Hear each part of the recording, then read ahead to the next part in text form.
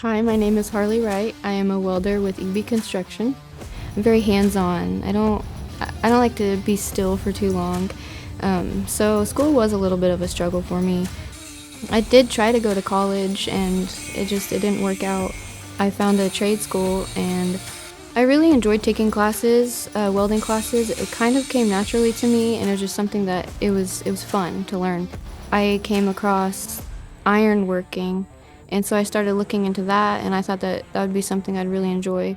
I think it would be really cool to be able to help build America, help build structures and just stuff like that. It's a really important job, so you don't want to make somebody feel like just because you don't succeed at college, you're going to fail at life, because that's not true.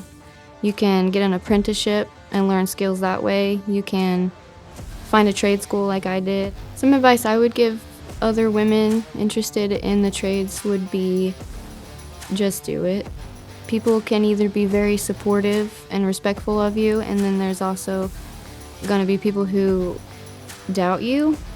And I think if you just keep going and you just do what's in your heart, you can do anything you want. Build up Kansas.